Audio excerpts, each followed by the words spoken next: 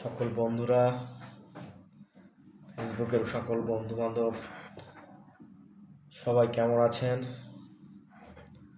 আলহামদুলিল্লাহ, আমিও ভালো আছি। দীর্ঘদিন আপনাদের মাঝে আসা হয় না, কোনো ভিডিও দিতে পারি না সময় ব্যস্ততার কারণে। যাই হোক, এর ভিতরে কাজের ফাঁকে সময় করে নিয়ে আজকে একটু বসলাম আপনাদের সামনে একটু ভিডিও উপস্থাপন করতে। আজকে রাতটা বের হলেই আমরা নতুন বর্ষপদ উদযাপন করতেছি। আমাদের বাঙালিদের নতুন বর্ষবরণ পহেলা বৈশাখ 1433 খ্রিস্টাব্দ।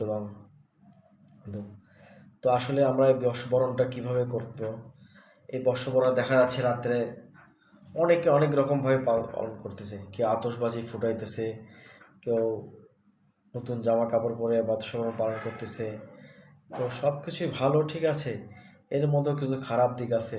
কেউ কেউ করতেছে কি, আমাদের সমাজে বর্তমান কিছু ছেলেমেয়েরা, কিছু যুবক, কিছু উঠতে বসে যুবতী এবং কিছু মানুষ তারা নেশার দিকে চলে যাচ্ছে। এরা আজকে বর্ষবরণটা পালন করতেছে নেশা দিয়ে। আজকে তারা মরণবেধি নেশাটি তারা পালন করতেছে। তো এই যে নেশা করে তারা কি হচ্ছে, তারা নিজের জীবনটাকে ধ্বংস করে দিচ্ছে, নিজেকে শেষ করে দিচ্ছে, নিজের ফ্যামিলিকে শেষ করে দিচ্ছে, সমাজটাকে নষ্ট করে দিচ্ছে তারা। তো আমরা সকলে এই নতুন বর্ষে পদার্পণ করে নতুন বর্ষে সবাই প্রতিজ্ঞা করি যে আমরা যেন নেশামুক্ত সমাজ গড়ে তুলতে পারি। এই সমাজ আসলে আমাদের একার পক্ষে কারো সম্ভব না।